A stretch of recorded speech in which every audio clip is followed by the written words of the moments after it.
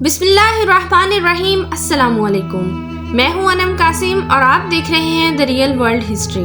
دعا ہے کہ اللہ تعالیٰ آپ کے علم اور معلومات میں اضافہ فرمائے، آمین۔ ناظرین، ویسے تو اس دنیا میں ایسے بہت سے عجوبے پائے جاتے ہیں جن کا وجود انسان کے لیے حیرت کا باعث ہے، لیکن آج ہم ایک ایسے عجوبے کے بارے میں بات کریں گے جنہیں دیکھ کر انسانی عقل دنگ رہ جاتی ہے اور انسان یہ بات سوچنے پر مجبور ہو جاتا ہے کہ ہزاروں سال پہلے کا انسان ٹیکنالوجی کے بغیر کیسے اتنا حیران کن کارنامہ سر انجام دے سکتا ہے۔ ناظرین، آج ہم بات کریں گے اہرام مصر کی حیران کن حقیقت کے بارے میں کہ کیسے اتنے بڑے پیرامڈز تیار کیے گئے اور ان پیرامڈز کے اندر آخر کیا ہے، یہ سب ہم جانیں گے آج کی اس ویڈیو میں۔ ناظرین، تقریباً 4500 سال پہلے دنیا کا ایک بڑا عجوبہ مصر میں تعمیر کیا گیا تھا۔ گیزا کا یہ بڑا اہرام اپنی 147 میٹر اونچائی کے ساتھ آج بھی لوگوں کو حیران کیے ہوئے ہے۔ یہ تقریباً 4000 سال تک دنیا کا بلند ترین عمارتی ڈھانچہ بھی رہا۔ اس اہرام کو تعمیر کرنے کے لیے بھاری بھرکم پتھروں کا استعمال کیا گیا ہے۔ اس کا وزن کا موازنہ اگر آج کی بلند ترین عمارت کے ساتھ کیا جائے تو اس کا وزن اس سے بھی زیادہ ہے۔ ایک اندازے کے مطابق اس اہرام کا وزن 6 ملین ٹن سے بھی زیادہ بتایا جاتا ہے، جبکہ برج خلیفہ کا وزن صرف 5 لاکھ ٹن ہے۔ لیکن سب سے بڑا سوال، آخر کیسے بنایا گیا تھا یہ اہرام؟ اس وقت کے لوگوں کے پاس نہ تو کوئی ٹیکنالوجی ہوا کرتی تھی اور نہ ہی کرین ویلز یا بلڈوزر جیسی مشینری جن کی مدد سے ان بھاری بھرکم پتھروں کو لایا جاتا اور یوں ایک دوسرے کے اوپر رکھا جاتا۔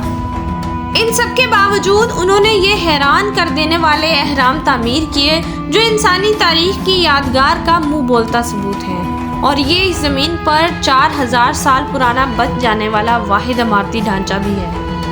لیکن یہ سب کیسے ممکن ہوا؟ آئیے اس ویڈیو میں ان پیرامڈز کی مسٹری کو سمجھتے ہیں۔ یہ پیرامڈ زمین پر پائے جانے والے سب سے مسٹیریس سٹرکچر ہیں جو تقریباً 2500 BC میں تعمیر کیے گئے تھے۔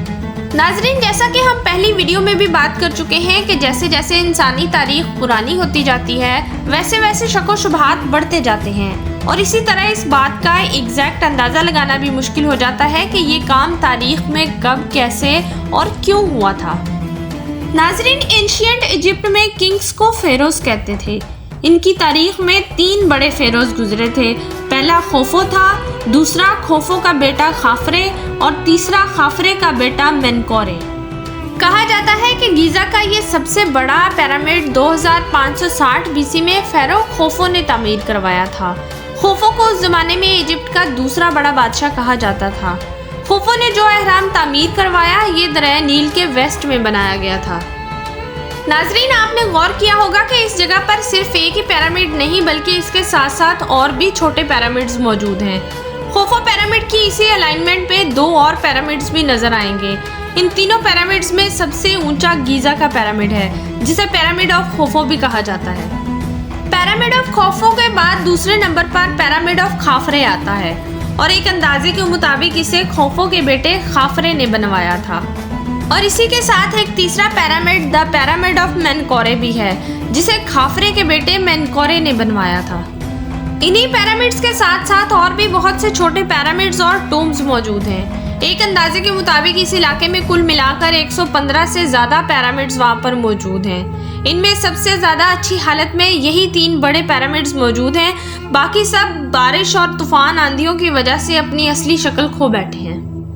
ناظرین، اگلا بڑا سوال، آخر کیوں تعمیر کیے گئے اتنے بڑے بڑے پیرامڈز؟ کیا وجہ تھی ان حیران کن تعمیرات کے پیچھے؟ تو چلیے جانتے ہیں۔ ناظرین، آپ نے سنا ہوگا کہ اینشینٹ ایجپٹ کے لوگ آفٹر لائف پر یقین رکھتے تھے، یعنی ان کے مطابق مرنے کے بعد ایک اور زندگی بھی گزارنا ہوتی ہے۔ تو ہوتا اس طرح سے ہے کہ ان کے کنگ اپنی آفٹر لائف کو اچھا بنانے کے لیے بڑے بڑے مقبرے اور ٹومز بنواتے تھے جہاں پر ان کے عوام اپنے کنگ کے لیے بہت سارا سامان، اناج سمیت سونے اور جواہرات ٹوم میں اکٹھا کر دیتے تھے تاکہ ان کے کنگ کی آفٹر لائف بہت اچھی گزرے۔ کچھ ایسی ہی حقیقت ان ایجپشین پیرامڈز کی بھی ہے۔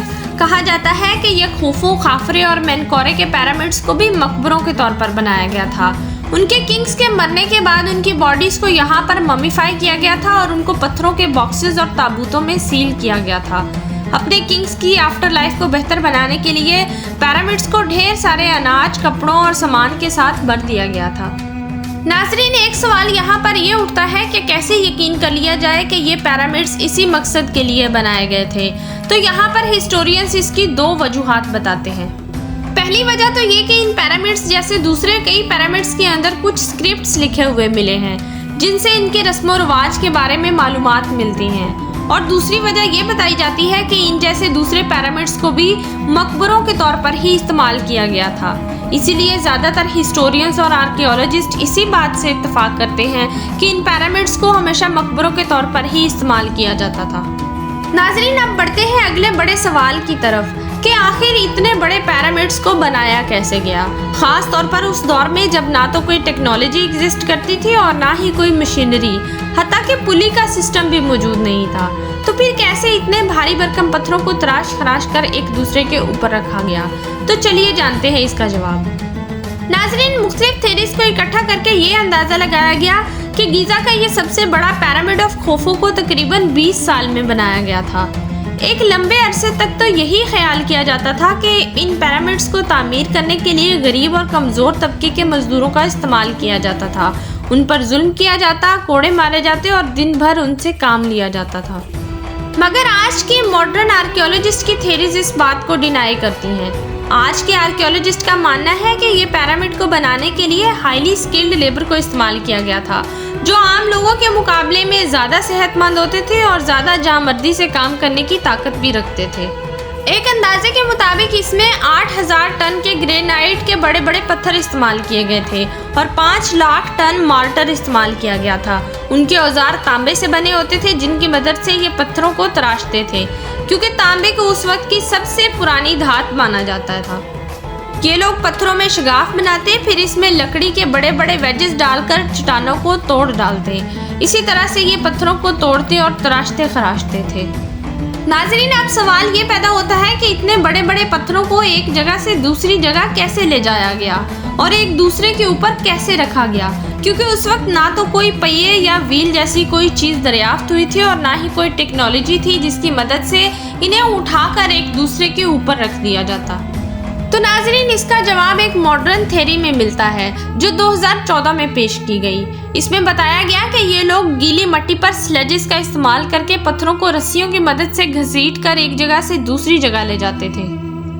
जब वो पत्थरों को इस जगह के पास लाए तो उन्होंने एक ढलवान की तरह का रैंप का इस्तेमाल किया, जिस पर पत्थर को सीधा ऊपर की तरफ ले जाकर बारी बारी इसको एक दूसरे के ऊपर रख दिया जाता था।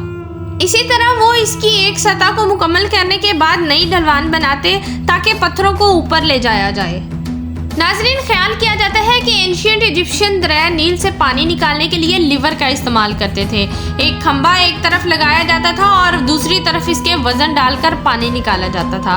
बिल्कुल इसी तरह यहाँ पर भी पत्थरों को सही जगह और डायरेक्शन में रखने के लिए लीवर का भी इस्तेमाल किया गया था। इन सब के बावजूद ये सवाल अभी भी बाकी है कि 20 से 30 हज़ार मजदूरों के बावजूद भी ये पिरामिड को तामीर करने में 20 साल का अरसा क्यों लगा। मुख्तलिफ थ्योरीज भी पेश की गई, मगर अभी तक इस सवाल का तसल्ली बख्श जवाब नहीं मिल सका। नाज़रीन, यहाँ आप एक और बात जानकर हैरान होंगे कि ये पिरामिड्स चारों डायरेक्शंस यानी नॉर्थ, ईस्ट, वेस्ट और साउथ को एग्जैक्ट पॉइंट करते हैं। हालांकि उस वक्त कोई भी कंपस या सिमत नापने वाला आला भी मौजूद नहीं था। इसके लिए एक थ्योरी ऑफ कॉन्स्टेलेशन भी पेश की गई, जिसके मुताबिक इजिप्शियन तारों और सितारों के बारे में इल्म रखते थे।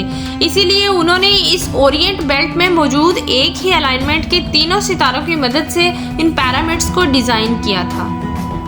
लेकिन यहाँ फिर से एक नया सवाल ये पैदा होता है कि ये तीनों पिरामिड्स एक ही वक्त में डिज़ाइन नहीं किए गए थे, बल्कि इसे किंग खोफू और उसके बेटे किंग खाफरे ने और उसके बाद मेनकोरे ने अपने अपने दौरे हुकूमत में तामीर करवाए थे। लेकिन दूसरे सवाल की तरह ये सवाल अभी तक भी मिस्ट्री ही है। नाज़रीन, बहुत सारे लोगों का ये भी मानना है कि इन पिरामिड्स को एलियंस ने बनाया था, जो हज़ारों साल पहले इस ज़मीन पर मौजूद हुआ करते थे, वरना इतने भारी भरकम पत्थरों के साथ इतने बड़े बड़े पिरामिड्स को तामीर करना इंसानों के बस की बात नहीं। लेकिन यहाँ इस बात से आगाह रहना बहुत ज़रूरी है कि एलियंस का मौजू खुद अभी तक एक मिस्ट्री बना हुआ है। موجودہ انسان کی ایجادات اور ترقی کے کارنامے دیکھ کر یہ بات ضرور قابل فہم ہے کہ ماضی میں بھی انسان بڑے بڑے کارنامے سر انجام دے چکا ہے، اور یہ پیرامڈز بھی انہی کا ایک حصہ ہے جو اپنے اندر بے شمار رازوں کو لیے ہزاروں سالوں سے اس زمین پر کھڑا ہے۔ ناظرین، آپ کے پاس بھی اگر ان پیرامڈز کے بارے میں کوئی اور انفارمیشن ہے تو کمنٹ سیکشن میں ضرور شیئر کیجیے گا، اور اسی طرح کی مزید ویڈیوز دیکھنے کے لیے اس چینل کو سبسکرائب کیجیے تاکہ ہر آنے والی نئی ویڈیو بآسانی آپ تک پہنچتی رہے۔ اپنے ساتھ ساتھ اپنے ارد گرد کے لوگوں کا اور ماحول کی صفائی کا خیال رکھیے۔ شکریہ۔